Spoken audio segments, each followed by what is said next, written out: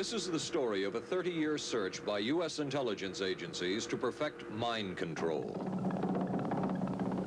Some of those engaged in that search have agreed to talk about it for the first time. One said, "I think every last one of us felt sorry to attempt this kind of thing. We knew we were crossing the line." The search would be endless. From brothels, an agent says, we learned a lot about human nature in the bedroom, to the mystical rites of a magical mushroom ceremony performed by an Indian shaman, to a Spanish bull ring. The bull has had electrodes implanted in the brain and is controlled by a scientist. There would be victims.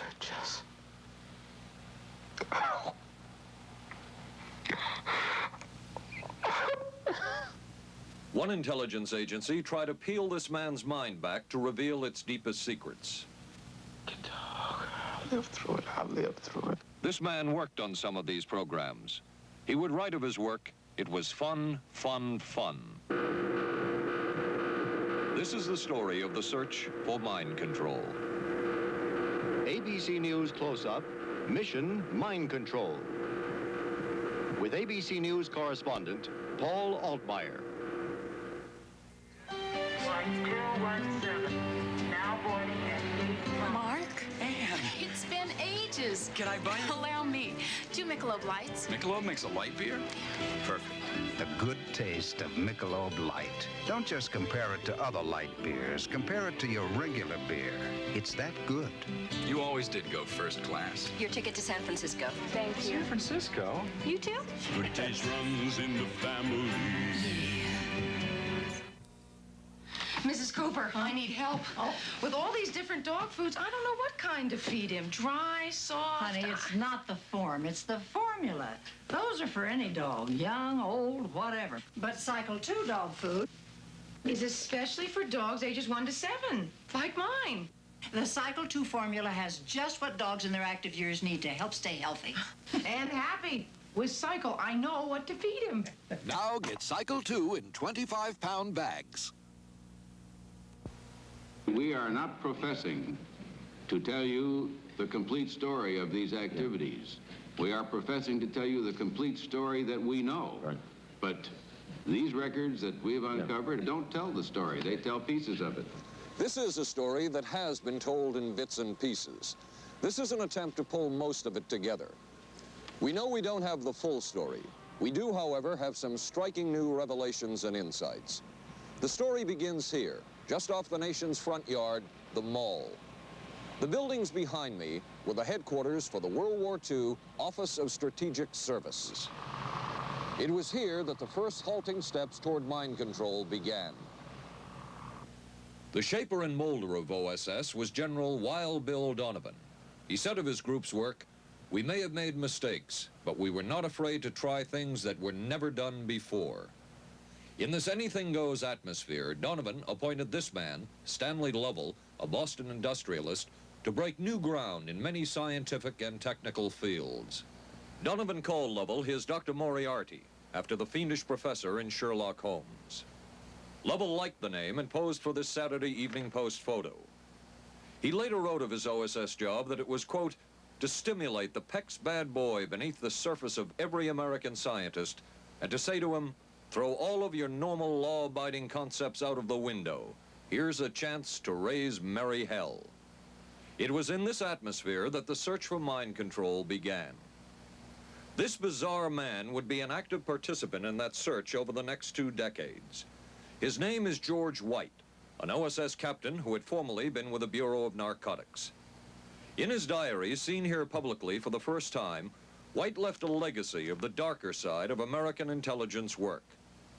He received his early OSS training at the British-run school at Oshawa, Canada, the same school where Ian Fleming, the creator of James Bond, was trained.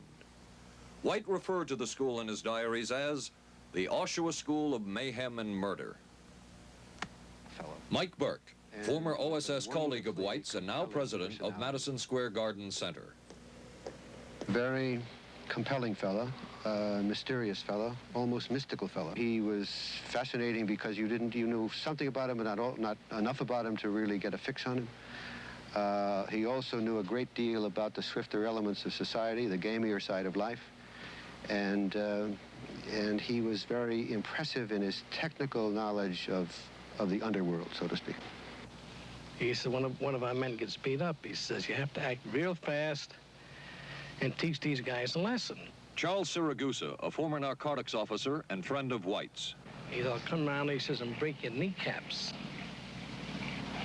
And with that, one guy laughed, and George would always have little Billy with him. And this one guy sort of naked. George White turned around and whapped him across the neck with it. Then he picked up a pool stick and started beating everybody up. He made his point. And he made his point. George White was not a man of understatement or subtleties. His boss at OSS, Stanley Lovell, referred to him as deadly and dedicated. In this note from White's diaries, it says, call Lovell regarding TD. TD was a rather transparent cover for Truth Drug. George White worked with the Truth Drug Committee here at St. Elizabeth's Hospital in the nation's capital. They experimented with mescaline, scopolamine, and marijuana on unwitting victims. The committee soon learned there was no easy panacea, no truth drug at this stage. But White and later colleagues would not stop trying. The goal remained the same. As this 1952 CIA memo says, the aim is controlling an individual to the point where he will do our bidding against his will, and even against such fundamental laws of nature as self-preservation. But it was a discovery here in Basel, Switzerland, at Sandoz Laboratories by Dr. Albert Hoffman that led the intelligence agencies of America to believe that they had found the panacea.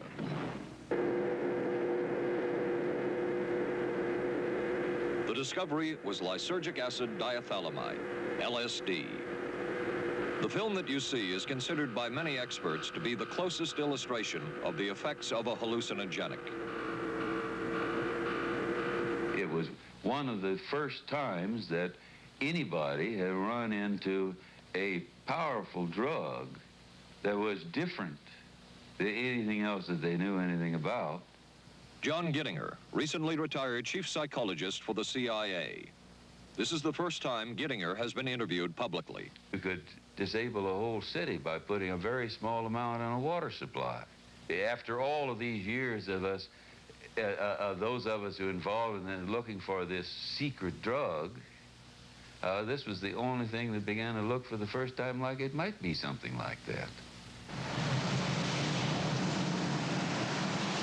The CIA's interest in LSD was intense. The worry was that the Russians would get hold of it. Were the Soviets into LSD? I'm going to have to say I'm sure they were, but if you ask me to prove it, I've never seen any direct proof of it. But at one point, intelligence information received from Switzerland said that Sandoz Laboratories was about to put 100 million doses of LSD on the open market.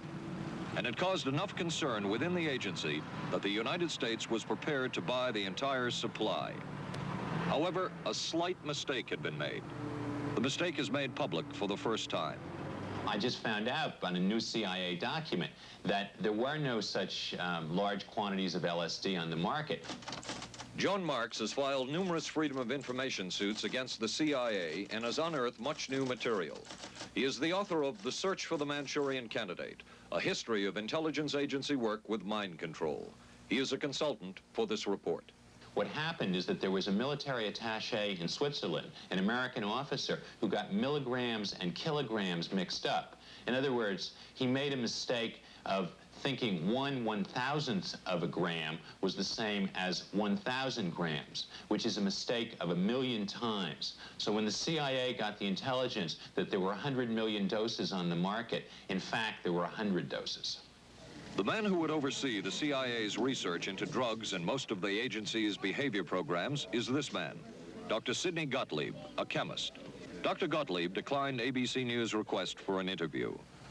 In their never-ending search for the miracle weapon, CIA operatives searched here in the remote mountain areas of southern Mexico for what up to then had been considered a myth, magic mushrooms. They used this man, a part-time chemist with the CIA, to dupe this man, a vice president of a bank, and an amateur mycologist or mushroom expert to try to get to the magic mushrooms and turn them into a drug. But it would be the amateur, R. Gordon Wasson and his colleagues, who would win the race and develop the drug psilocybin from the magic mushrooms.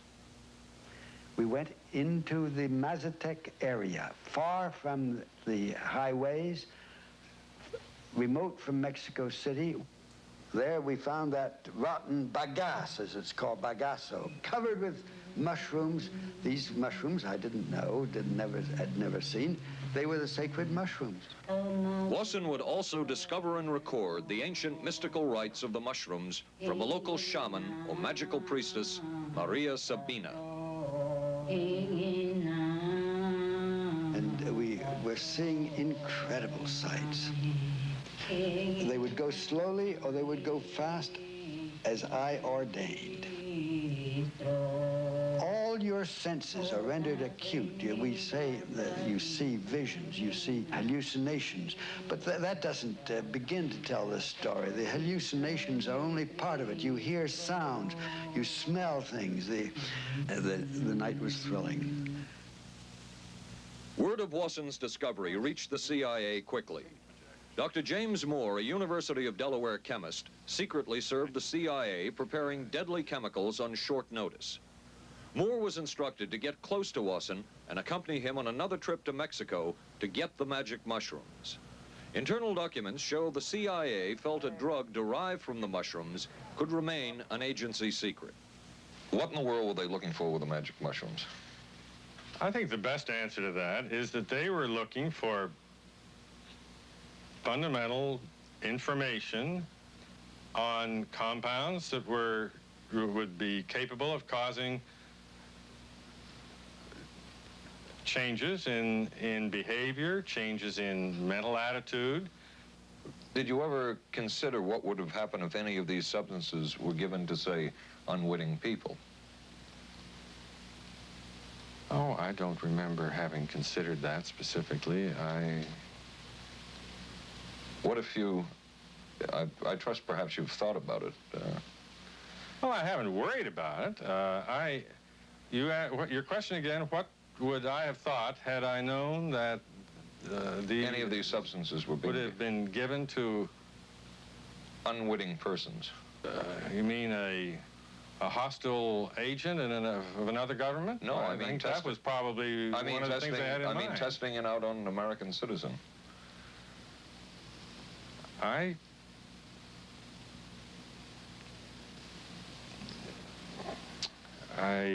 guess I must seem very, very cold-blooded about this, but I don't recall ever having been very much preoccupied with that issue. But many drugs were tested in this way. A decision was made at the highest levels of the CIA to do testing on unwitting Americans. As one CIA document says, such testing would be operationally realistic. A former CIA official who worked on these programs describes for the first time how the decision was made. He did not wish to be filmed or recorded. Thus his remarks are read by someone else. I think every last one of us felt sorry to attempt this kind of thing. We knew we were crossing a line. Every decent kid knows he shouldn't steal, but he does it sometimes. We knew damn well we didn't want anyone else to know what we were doing. The decision was made to do testing on unwitting victims. It was decided they should be on the fringes of society because they were most vulnerable. It was the borderline underworld, prostitutes, drug addicts, and other small-timers who would be powerless to seek any kind of revenge in case they found out. And as their predecessors had a decade earlier, the CIA turned to George White for help. White was now a high-ranking narcotics official, and by this time, the stories about George White were legendary. So the waiter says, "You may help you, monsieur?" And George White was busy talking with me.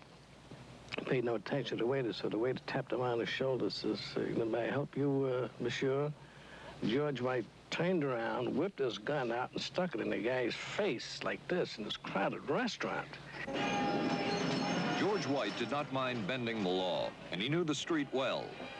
He was the ideal choice for what the CIA had in mind. We were Ivy League, white, middle class. We were naive, totally naive about this, and he felt pretty expert. He knew the whores, the pimps, the people who brought in the drugs.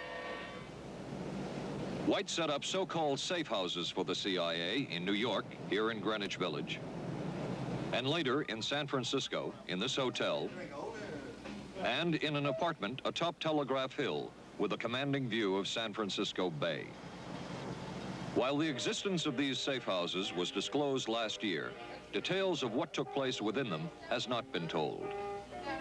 A former CIA official who worked in the safe houses reveals that they were used not only for drug testing, but to study sexual behavior and how it could be used to manipulate people.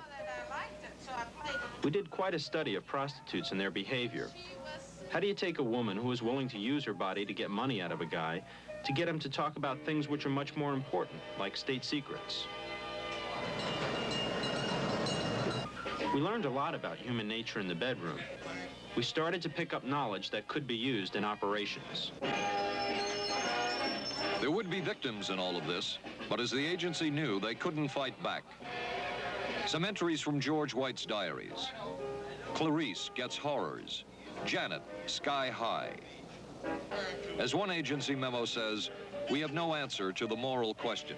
The safe houses were not the only testing grounds. Millions of dollars would be spent on LSD research at universities throughout the country. And word would begin to spread on campus about this so-called mind-blowing drug. And suddenly, there was the counterculture of the 60s. I give the CIA a total credit for sponsoring and initiating the entire consciousness movement, counterculture events of the 1960s. Dr. Timothy Leary, the 1960s Johnny Appleseed of LSD. The CIA funded and supported and encouraged hundreds of young psychiatrists to experiment with this drug. The fallout from that was that the young psychologists began taking it themselves, discovering that it was an intelligence-enhancing, consciousness-raising experience. I know that some of the studies in which the CIA had supported used as subjects people who later became strong proselytizers of LSD. So, in that sense, yes, I think it did sustain the perpetuation of the use of the drug. And it's rather ironic, isn't it? The counter case that I would make in relationship to that is to remember that the people who were doing the research were people who would be doing the research regardless of who was the sponsor.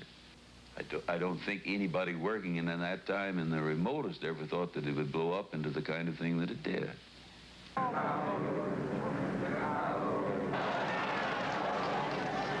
History will judge the role of the CIA and other intelligence agencies in unwittingly contributing to the counterculture of the 60s through their intense interest in LSD and other hallucinogenics. But for the moment, at least, the argument can be made that the CIA helped usher in the age of Aquarius.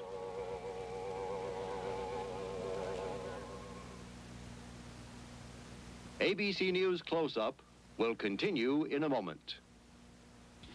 Being careful about my body doesn't just mean major things like regular breast exams.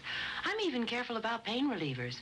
Plain aspirin sometimes upset my stomach, so I use Bufferin. It adds protection. I'm careful about what goes into my body.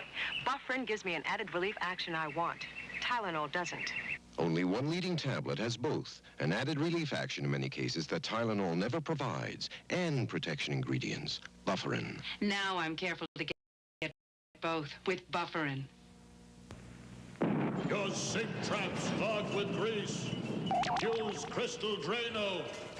I'll pour in Liquid Plumber. Don't. It may not work on that grease clog.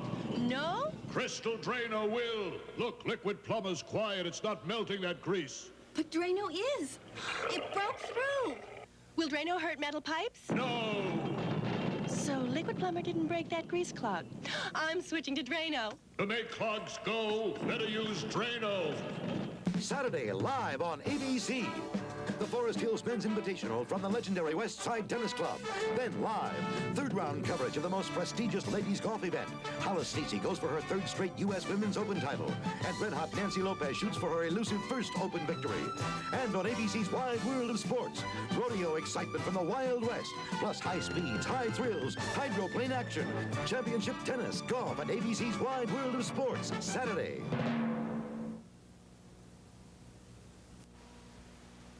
Wednesday on 8 is Enough. We got the buggy fever. The Bradford girls go disco crazy. Hey, hiya, hun. What do you say we get, down? And the summer's off to a red-hot start. And Charlie's Angels play the horses. I want to be a jockey. But end up in a dead heat with death. Then, the ghost of Jack the Ripper haunts the back streets of Vegas. Tomorrow, starting at 8, 7 Central and Mountain on ABC.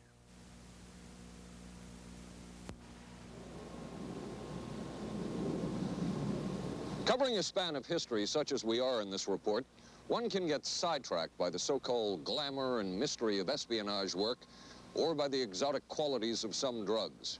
But what you can't lose sight of is what all of this would mean in terms of individual human beings.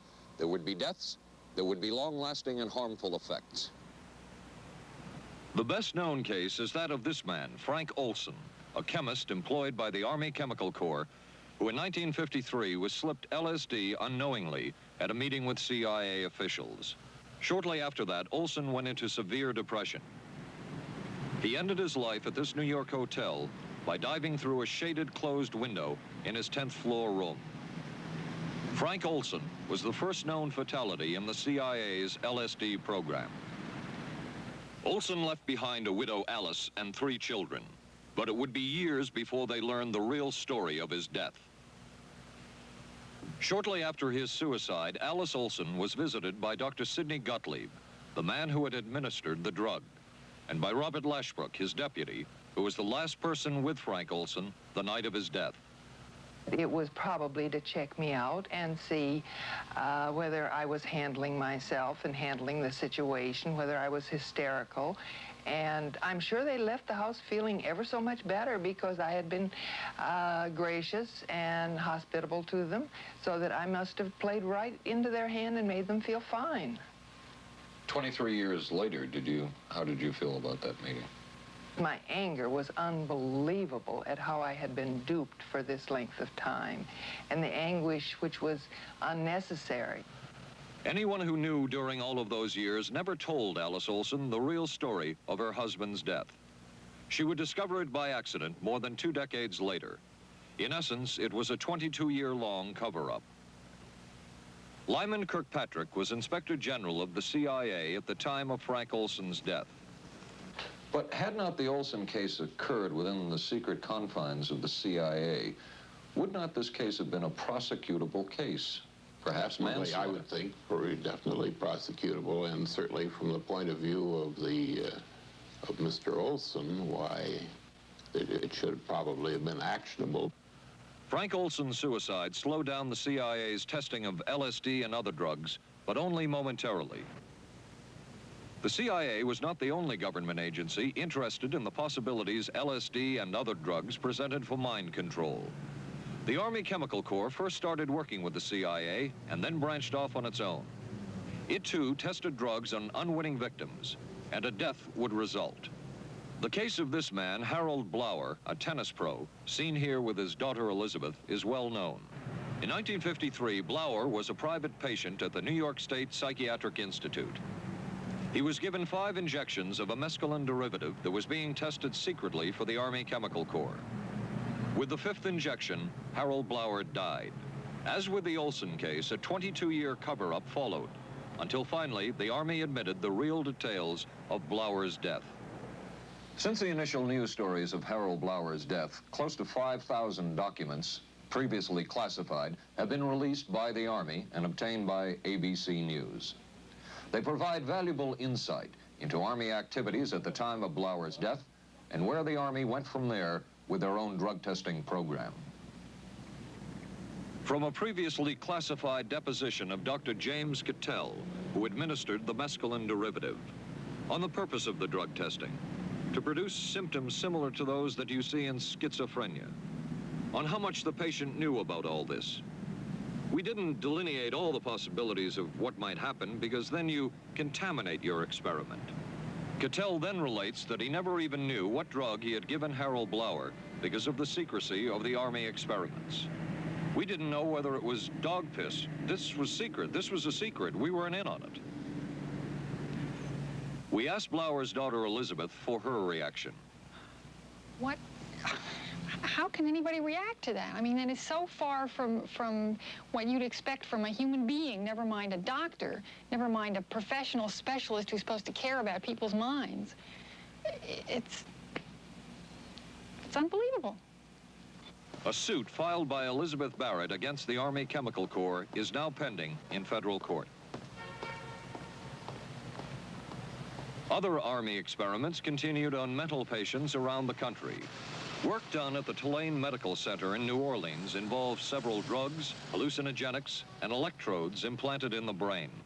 The chief researcher was Dr. Russell Monroe, now head of the psychiatry department at the University of Maryland.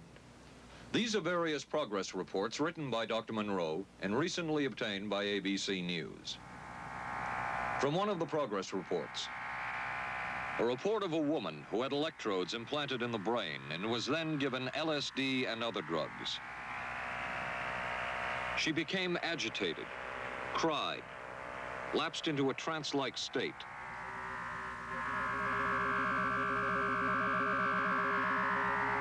Felt as if she were about to have a convulsion, experienced waves of darkness and light, had bizarre sensations in her neck and legs, said somebody was trying to manipulate her body. At this point, Dr. Monroe wrote that the woman was obviously having paranoid ideas. As a layperson, perhaps you can enlighten me. What therapeutic effect would the type of experiment that I just described have on a patient? Well, the therapeutic effect would be indirect. Was this patient aware that she was being given LSD? Yes, I mean, they were told that they would be given some medication, and they specifically LSD? Well, we told them, I don't think that they would have even known what LSD was then at the time. They were told that they were going to they would be given some medications which might make them feel worse. Dr. Monroe, what do you think the Army Chemical Corps was looking for in all of this testing? They were looking for an incapacitating agent, an agent that would not harm the person permanently, but would incapacitate them temporarily. That seemed like a humanistic way to wage a war, if war is necessary. When James Thornwell was given LSD by Army intelligence in 1961, this time it was no experiment. This time, the express purpose was to peel back Thornwell's brain to bear any secret within it. This time, the Army had gone operational. Thornwell, as reported on ABC last January, was an Army private stationed in Orléans, France. Classified documents were missing from his unit. Thornwell became a suspect. His 2.5-month interrogation included administration of sodium pentothal, hypnosis, isolation, and deprivation of sleep. Army documents obtained by ABC News refer to this interrogation as conventional. Despite the severe questioning, Army intelligence was getting nowhere with Thornwell, and it was decided to slip him LSD.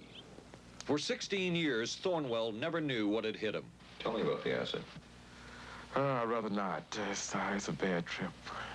It's a bad trip. That was a bad trip. The pain was so excruciating. Felt like somebody was sticking me with 1,000,000 pins. You know, just everywhere. Oh, it just...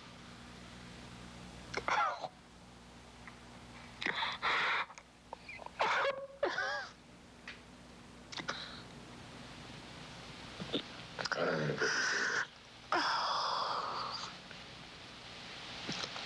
You want to stop for me?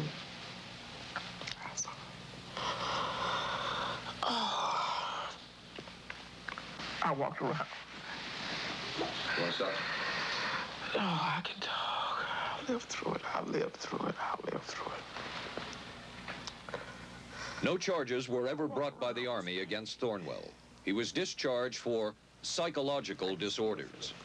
But an Army psychiatric evaluation of Thornwell obtained by ABC News, one which was done prior to Thornwell having been given LSD, says of him, fairly cooperative, oriented, alert, and gave no evidence of psychosis or depression.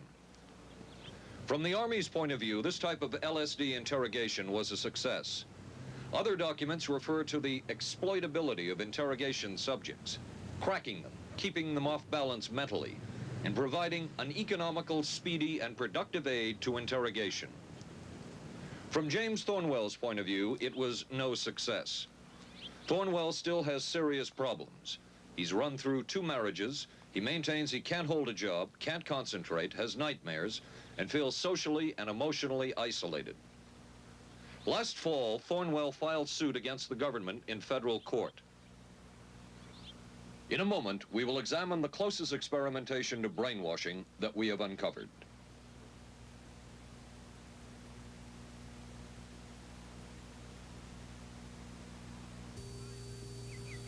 Oh, for crying out loud.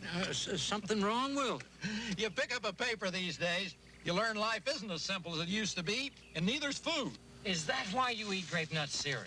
Yep, you couldn't ask for a simpler cereal. Wheat and barley, vitamins added, no preservatives. Sure looks simple. It's got a natural nutty taste. What's good for breakfast, guys? How about something nice and simple? Grape nuts, the simple cereal.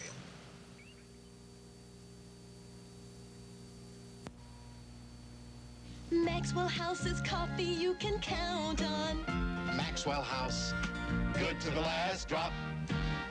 Maxwell House is good every time. Maxwell House is good coffee. Good to the last drop. Maxwell House. Maxwell House, coffee you can count on. Always smells good, always tastes good. Always good to the last drop. Maxwell House is good news. Good to the last drop. Maxwell House. ABC News Close-Up will continue in a moment. Special baseball. The Yankees take on the Angels Friday night on ABC. This is a heavy-duty stick-up, and this is a good place for it. New heavy-duty stick-ups from Airwick for small places with big odors. This is David Shoemaker in the news at this hour. District police have charged a young Northeast woman with the weekend kidnapping of that day-old baby. Sources say the woman was pregnant and afraid she'd lost her own child in the accident, and that's what motivated the kidnapping. 'Twas the night before Skylab, and we'll have the latest on its fate and ours. Testimony before Congress today on battered wives. Some of the victims are battered wives. A rock and roll star put on probation for income tax evasion. The condition is he must put on 1,000 hours of concerts for charities. And we'll be talking with a local teenager who won a gold medal at the Pan Am Games. Join us at 11. Reach for the sun. Hello, sunshine. Reach for the sun. Hello, sunshine. Hello, Mountain Dew. Nothing else tastes or feels quite like Mountain Dew, or goes down as smooth like a soft breeze on a lazy afternoon. Reach for the sun. Reach for Mountain Dew.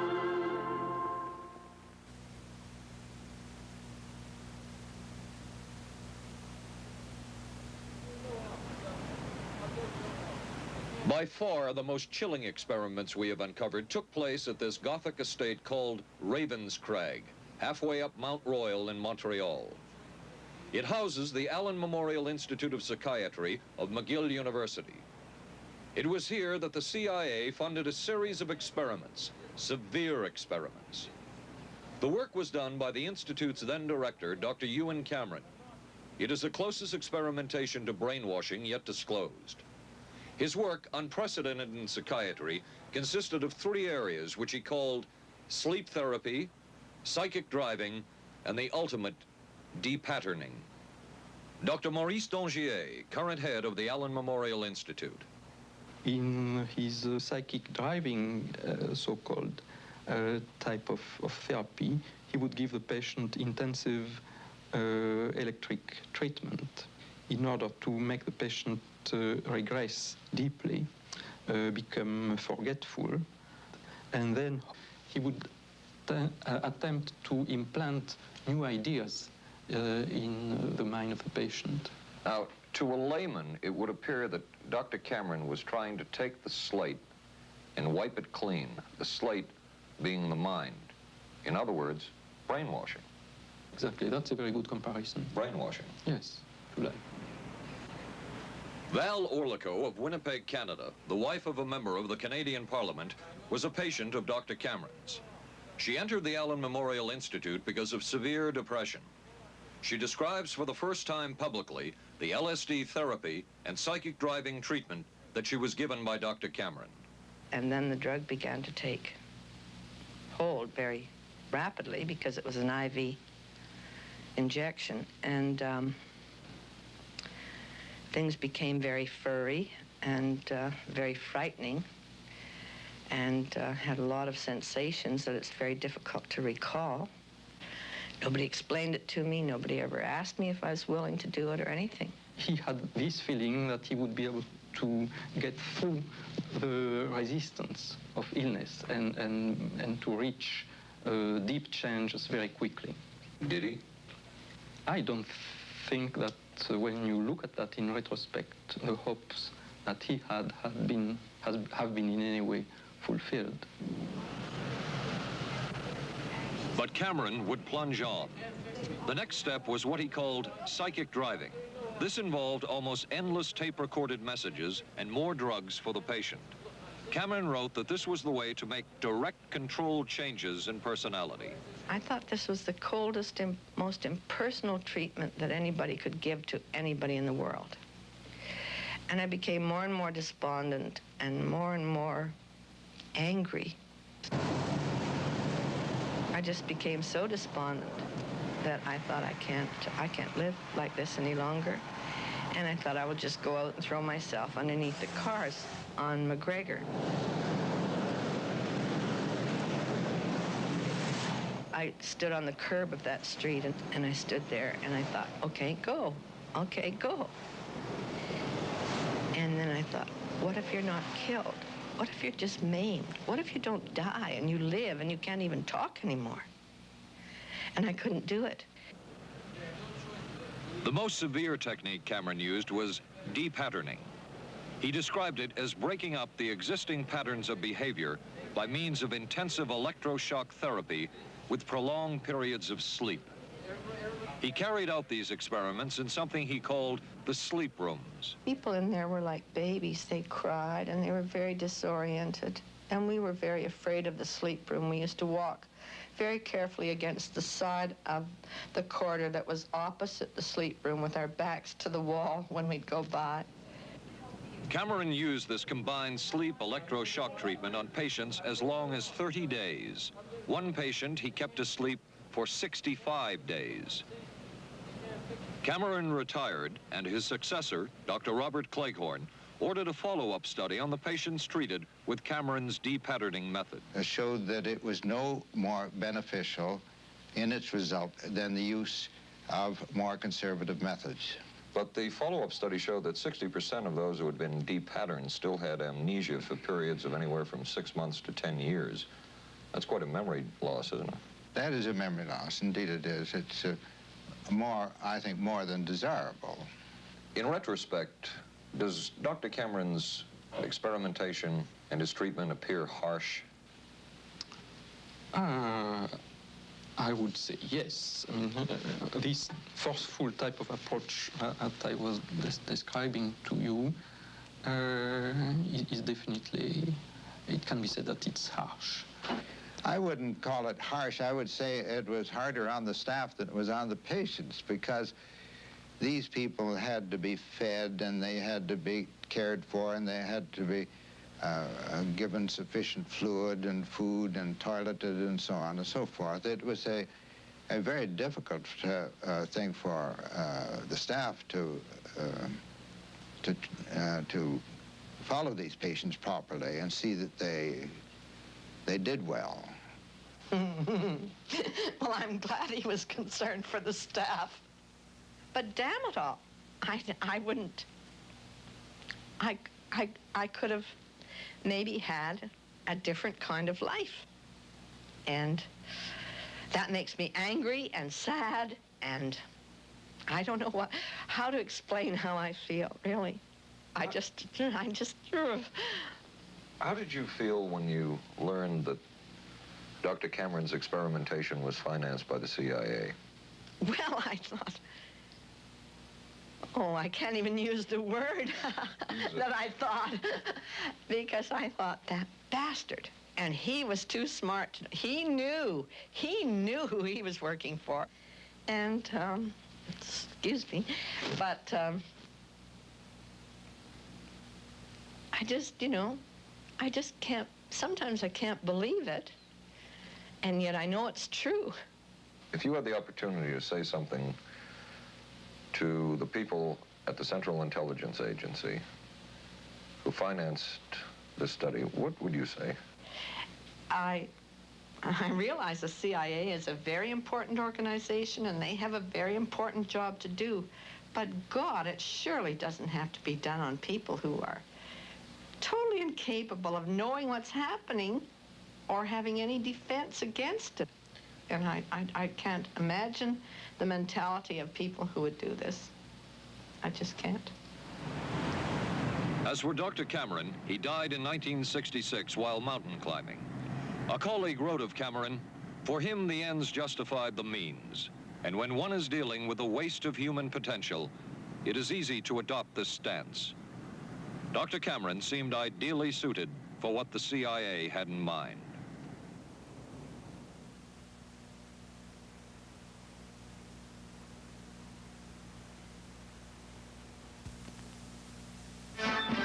America is adapting to the shape of things to come. Triumph TR7 with 5-speed transmission or optional automatic. Wide steel belted radials, front disc brakes, front end spoiler, rack and pinion steering. Triumph TR7. No other sports car looks like it. No other sports car drives like it. Triumph TR7. The shape. Hey, don't worry. They just got lucky. I'm sorry. I let us down. Forget it. We'll beat them next week. No, I really let us down. Come on. How about a Michelob Light, huh? Michelob makes a light beer? Sure. The good taste of Michelob Light. Don't just compare it to other light beers. Compare it to your regular beer. It's that good. This Michelob Light is great. Hey, you know what our real problem was today? Yeah, you were terrible. Good taste runs in the family. The many roles I play call for many hairstyles. So I use hot curlers, blow dryers, things that can be brutal to hair. I switched from one conditioner to another looking for help. Then came Alberto VO5 hot oil treatment. It works just like a salon hot oil treatment, but takes less time and money. I just heat a tube, smooth it in, and shampoo. My hair's left silky, shiny, more manageable than I ever dreamed. Alberto VO5 hot oil treatment. I'll never switch again. Thursday. I could move a few of my things over this morning. There's a scandal in the 12th when Wojo gets a roommate. Hi. In a Barney Miller special. I'm a prisoner of my biological urges. Sorry to hear that. Then authorities say this Texas motorcycle gang murdered a federal judge. People are always scared of something they don't understand, and they don't understand us, so they're scared. Geraldo Rivera investigates dope, death, and the banditos on 2020.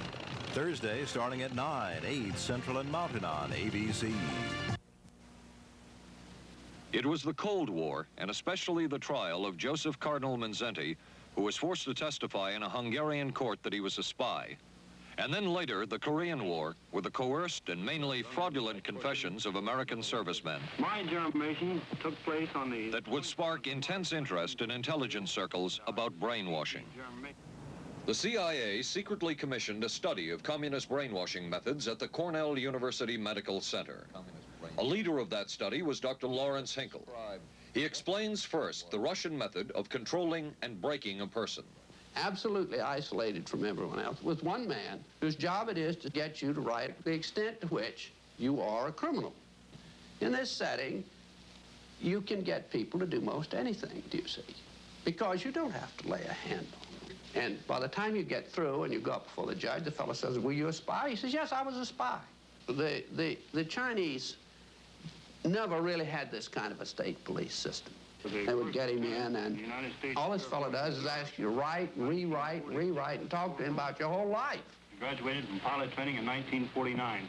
While the purpose of the study was to find out about communist brainwashing techniques, CIA documents show that the agency was interested in developing mind control methods of its own to precondition and control Chinese living in this country to be sent back to their homeland as CIA agents.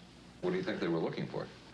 Well, I think they weren't looking for agents or anything like that. Yet the agency's perception of the work you were doing, in CIA documents we have examined, it says that the project that was being done here, they intended to use everything learned about the new agents to induce them to, quote, to perform acts of a complex, purposeful nature. Yeah, but that was never done. The effects of which may be out of keeping with the individual's previous behavior. That behavior. sort of thing was never done. Those people were not, that was, when they first came here, the first people they sent up to see us, you see, were operational type people from the CIA with some rather wild ideas. Okay, this is their perception of it, if I could just continue. No, it wasn't their perception of it either. No, it wasn't. Dangerous to his being, contrary to any previous consciously expressed intentions and interests, contrary to the good of the individual, and subversive to the goals for which he is consciously working. I understand all this talk. But the situation was, you see, those things were never done because of wise people on both sides. We not able to do this nor interested in it. They were, though. Some of the low-level people were, but the high-level people were not. To tell you the truth. But documents clearly show that the CIA was attempting to develop agents over whom they had as much control as possible. Agents who would perform tasks contrary to their own good. Normally conditioned American who's been trained to kill and then to have no memory of having killed. His brain has not only been washed, as they say, it has been dry cleaned. Is a Manchurian candidate, controlled by others to do things against his will, possible? It was a remarkable film because, as far as I'm concerned, it made something totally impossible seem absolutely credible. I would say the answer is yes, but there are many qualifications to that. Dr. Milton Klein, a psychologist, a clinical and experimental hypnotist, and unpaid consultant to the CIA. The qualifications would be the subject selected to produce the kind of behavior that you wish, the amount of time, the procedures that are utilized, and the motivations of the people who are designing, executing, and administering the procedures. You're asking whether an individual can be, under hypnosis, influenced, coerced, persuaded, shaped to perform an antisocial act, or a destructive act, or an act of violence. My answer would be yes. Captain Marco, will you be good enough to lend Raymond your pistol, please? Yes, ma'am.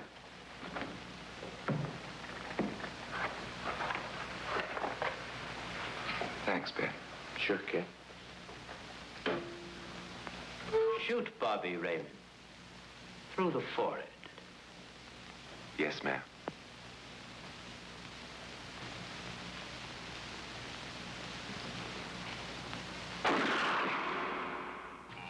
How valuable a tool can hypnosis be in the intelligence field? None whatsoever. It has absolutely no use because nobody's ever been able to do that I know of, do it in an operationally feasible way. I'm not in any way saying that hypnosis doesn't take place. I'm not saying there's nothing to it.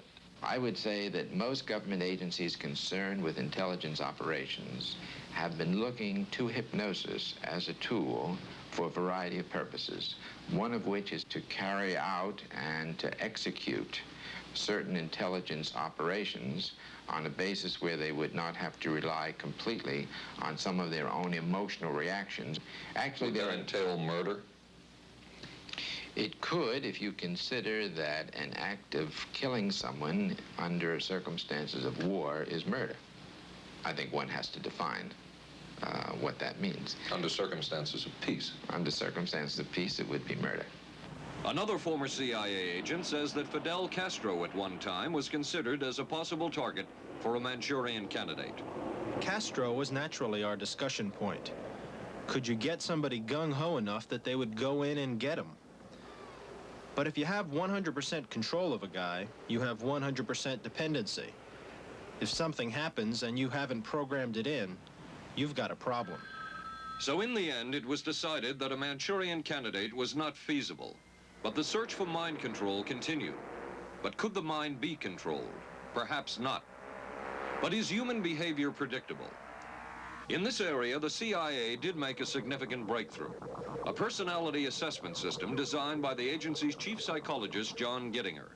It comes close to being able to predict how humans will behave. It's really a descriptive system, an attempt to try to describe personality in a relatively systematic way so that hopefully you can get some kind of an idea to predict what the behavior between different kinds of individuals. Gittinger's system had many uses in intelligence work. One was to draw personality portraits of world leaders. Using Gittinger's system, the agency concluded the Shah of Iran is a brilliant but dangerous megalomaniac whose basic problems resulted from an overbearing father. And there were other applications. Your assessment staff played a key role in helping other governments pick their police intelligence agencies, including, we've learned, the Korean CIA, Uruguayan National Police. Can you tell us about this? No. Author John Marks. The former #2 CIA man in Uruguay told me how in 1966, John Gittinger and an assistant traveled down to Uruguay and gave the tests in order to select members of the Uruguayan intelligence service. A psychologist who used to work for the CIA told me in 1961 he personally traveled to South Korea as part of an American CIA effort to set up the Korean CIA and to give the personality tests to candidates for the Korean CIA to choose the best man for their secret police. But one of the basic functions of Gittinger's system was finding the vulnerabilities of an agent, a double agent, or a potential agent. In its applicability to intelligence work, isn't the PAS system looking for a person's soft spot? Well, of course, the answer to that is yes, but I hasten to say soft spot. This is what I consider a negative word. Of the hundreds of behavioral projects undertaken by the CIA, Gittinger's appears to have been one of the more successful and more conventional. Other experiments were not as conventional. Neurophysicist Dr. Jose Delgado was financed by the Office of Naval Research. In this experiment, the bull is sedated. Electrodes are implanted in its brain. Delgado transmits an electronic impulse to the center of the bull's brain. Delgado has remote control of the animal. Recently released CIA documents refer to the feasibility of remote control of animals and that special investigations will be conducted toward the application of selected elements of these techniques to man. Other areas were examined through the 60s and 70s. Brain surgery, psychosurgery, creation of amnesia, parapsychology, manipulation of genes. Even though past and present CIA officials have indicated this kind of work ended in 1963. Whole truth, nothing but... And one of those who took part in these programs. Thank you, sir. In 1977, the Senate subcommittee heard testimony from many of them, but the testimony was not that revealing. According to one of them, they agreed amongst themselves to keep the inquiry within bounds that would satisfy the committee. Former narcotics officer Charles Siragusa says that he was asked to limit his testimony by the man he reported to at the CIA. He wanted me not to say anything. To perjure yourself. That's right.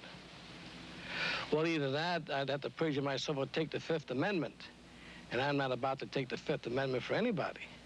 Okay. Former CIA chemist Robert Lashbrook testified he had no first-hand knowledge of the agency-run safe houses when, in fact, he supervised one of them. There was very little... And according to George White's diaries, was at a safe house when White conducted what he called an LSD surprise experiment.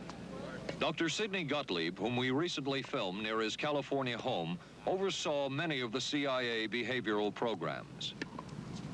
He retired in 1973 and destroyed the records of this work. In sort of a valedictory letter, Dr. Gottlieb wrote that he and his colleagues had been able to maintain contact with the leading edge of developments in the field of biological and chemical control of human behavior.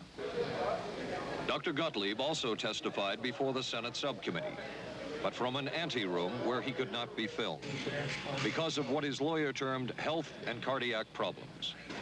Dr. Gottlieb declined ABC News' request for an interview. And what of George White, the man who helped the agency in so many of its programs? He would retire here to Stinson Beach, California. And shortly before his death, he wrote to his boss at the CIA, Dr. Sidney Gottlieb, and summed up his career by saying, "It was fun, fun, fun. Where else could a red-blooded American boy lie, kill, and cheat, steal, deceive, rape, and pillage with the sanction and blessing of the All-Highest?" Has mind control been achieved? From all of the available evidence, it appears doubtful. The human will has prevailed up to this point. But as we have seen, work is continuing in this field, work that we still don't know very much about. How deeply are the Russians and other dictatorships into all of this? We really can't say, and the CIA is reluctant to give out information about it. But the basic question remains, what place does all of this have within a democracy? One final point should be made. As one of the persons who worked on these programs told us, we are very capable, conscientious, and very dedicated scientists working for our country. Their work speaks for itself. This is Paul Altmaier for ABC News. Good night. Here's a great idea. Potato peeler? Nope. Hair curler. It's Vanish Bowl Freshener. Freshness in a snap. Snap it under the rim and it freshens 2 ways. It's always there to freshen. Then when water hits it, extra deodorizer and detergents are released, working best when and where you need it. When the bowl's fresh, the bathroom's fresher. Snappy idea. Vanish Bowl Freshener. Vanish for a cleaner bowl and a fresher bathroom. What do doctors recommend for pain today? This report shows doctors' #1 choice is the pain reliever in Anacin. 5 million recommendations last year for pain of headache, backache, minor arthritis, and muscle ache. The ingredient in Anacin is the doctor's #1 choice. Anacin is strong, a special combination of medical ingredients free of stomach upset for millions everywhere. The ingredient in Anacin, doctor's #1 choice.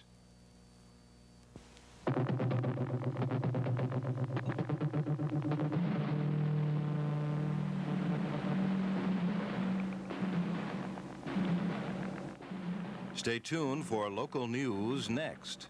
Then live from the Johnson Space Center in Houston, ABC News will track the approach of Skylab as it nears re-entry. Skylab, the final hours. Right after Twiggy and Dirk Benedict of Battlestar Galactica star in I Want Her Dead on the Tuesday Movie of the Week, tonight on ABC.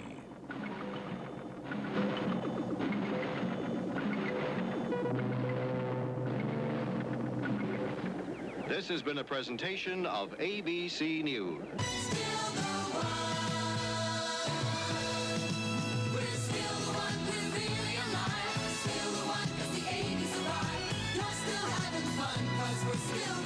Still the one, ABC.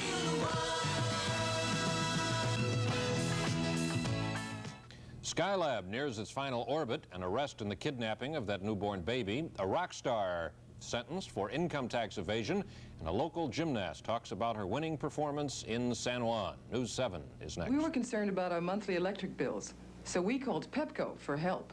They sent us this EnergyWise home audit. Just take a few simple measurements and answer the questions. Then mail them back to Pepco.